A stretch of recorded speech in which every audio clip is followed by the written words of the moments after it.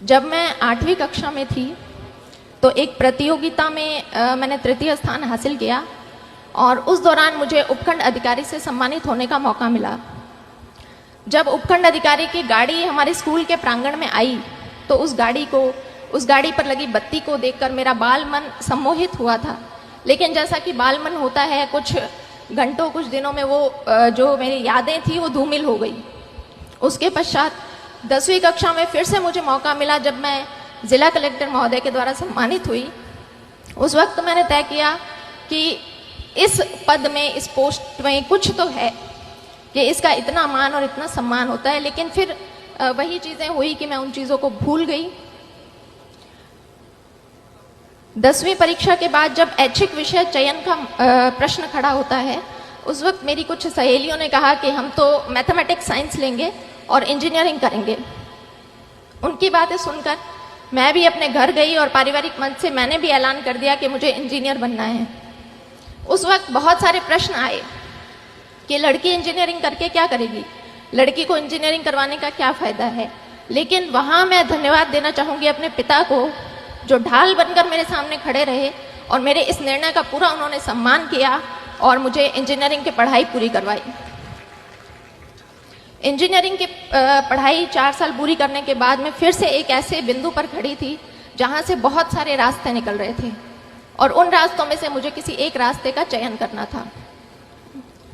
कोई विशेष गाइडेंस, मार्गदर्शन तो मेरे पास नहीं था, लेकिन परिवारजनों से विचार विमर्श किया और तय किया कि बैंक की काफ़ी भर्तियाँ खुली हुई है और मुझे बैंक का एग्ज़ाम देना चाहिए।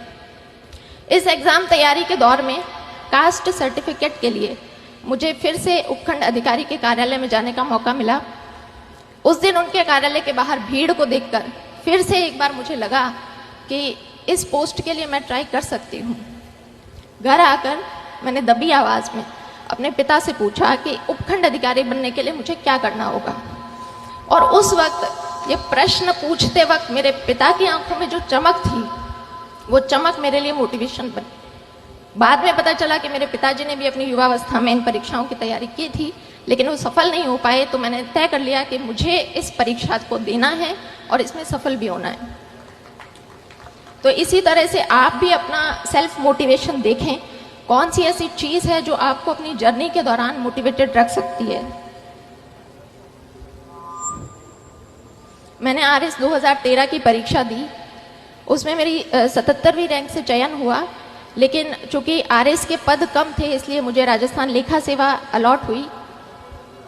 मैंने दोबारा प्रयास किया और 2016 में मुझे प्रॉपर RS मिला। तो आज जब ये बच्चे किसी परीक्षा की तैयारी करने के लिए आए हैं तो एक पैटर्न होता है कि हमारा एक समूह बनता है, हमारा एक ग्रुप बनता है। मैं आप सभी लोगों से अनुरोध करूंगी कि अपने उस ग्रुप का चयन बहुत सोच समझ कर करें।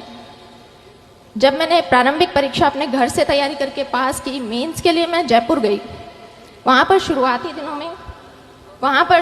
दिनों में कुछ मेरे ऐसे दोस्त थे जिनका हर वक्त यही कहना होता था कि भर्ती तो सिर्फ 700 पदों पर निकली है, हमारा नंबर कहाँ आएगा। हमसे पहले भी बहुत से बच्चे हैं जो तैयारी कर रहे हैं, हमारा नंबर कहाँ आएगा। तो मैं भी उन शुरुआती दिनों में काफ़ी नेगेटिविटी से घिर गई थी। फिर मैंने तय किया कि जब परीक्षा तो देनी ही है तो क्यों ना अपना समूह बदल लिया जाए। फिर मैंने 2 ऐसी लड़कियों का चुनाव किया जो मेरे ही बैकग्राउंड से थी। हमारा बस एक ही डिस्कशन रहता था कि भर्ती तो सैकड़ों पदों पर निकली है, हमें तो सिर्फ एक पद चाहिए। और आज हम तीनों लड़कियां RS अधिकारी हैं और वो जो ग्रुप जो नेगेटिविटी की बातें करते थे वो आज भी RS की परीक्षा दे रहे हैं। इसलिए आप पॉजिटिविटी बनाकर रखें।